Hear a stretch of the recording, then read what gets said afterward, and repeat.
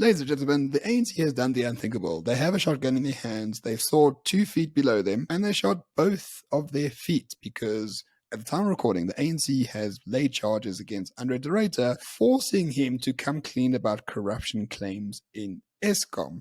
Now, Byron, we are relatively smart people, but if you knew that you were in trouble, would you force an opposition member to come clean about why you were in trouble in the first place? It doesn't sound like a very smart move. The ANC, rather than issuing out a press statement that basically said, well, yeah, we know about all this and we're working on it, like we're trying to get rid of the corruption, we're getting there slowly, we're making strides, but thanks to Ruyter, you telling us what we already know. They basically fired him because he touched them on their studio and they got very upset, right? Now the ANC, in their infinite wisdom, have thought to themselves, I know what's a good idea. We'll issue court proceedings against him, force a duty of disclosure. He'll disclose documents which, according to all court actions, are public. They're all for public consumption. And the whole public will get to see everything that's going on in Eskom. So thank you, ANC, for checkmating yourself. Yeah, and the inherent irony of all this is on the same day that they actually are forcing him to disclose all these claims of corruption, News 24 released in a good piece of journalism, let's be honest in that regard.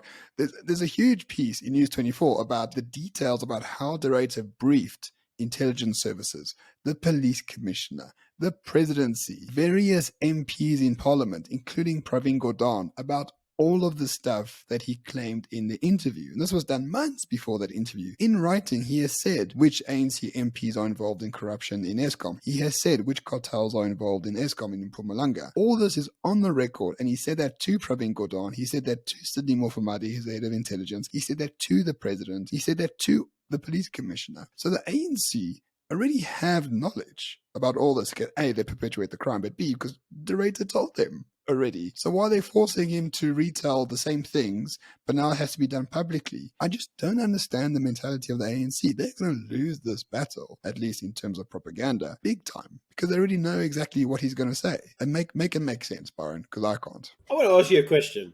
Just a simple yes or no. Do you think there is corruption at Eskom? Yes or no? Yes. Well, Mr. Fix Call doesn't think so, because he says the reason that they have gone out and actually issued the court papers is because de Ruyter made allegations without any shred of evidence. Thanks, Mr. Fix Call. So you believe that there's no corruption at Eskom whatsoever? I love Mr. Fix Call. I mean, we did promise that he would destroy the ANC, and so far he has. So if what he says is true, that there's no evidence, Pravin Gordhan doesn't speak to him, the police commissioner doesn't speak to him, his own president doesn't even speak to him about the fact that de Ruyter actually told them about all the corruption. So no one speaks to Mr. Fikile Mbalula at the ANC. Shame. Everyone thinks he's a clown, but now we know for a fact that everyone in his own party thinks the same thing as well. What an own goal. What a moron.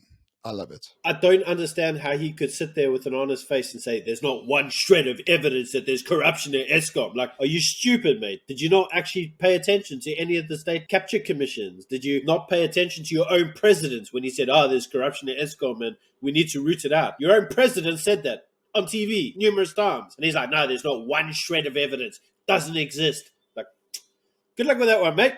Good luck. And just to close off, Fikile Mbalula did say that, the problem with de Ruyter, he just uttered the words that the ANC is corrupt. We cannot accept such. So now that you're forcing him to say it publicly with all the evidence, he's going to prove the fact that the ANC is corrupt. What a moron. Does he really not think that South Africans are stupid enough not to know that the ANC is corrupt? Like, have we not had them for nearly 30 years now? Have we not seen how many years of state capture telling us just how corrupt they are? Have you not seen all the money that was stolen during COVID, 500 billion? Where was this guy? But according to Mr. Fix Call, the mere allegation that the ANC is corrupt, no proof of that, never existed, doesn't happen. You got to ask yourself, which planet is this guy living on? Because he ain't living on ours. I'm all here for it. Mr. Fix Call is going to destroy the ANC, and this is a very good step in that regard. Let's force de Ruyter to just come out with all the evidence. I absolutely love it. And by the way, Morning Shot's going to be there for every step of the way of this particular story.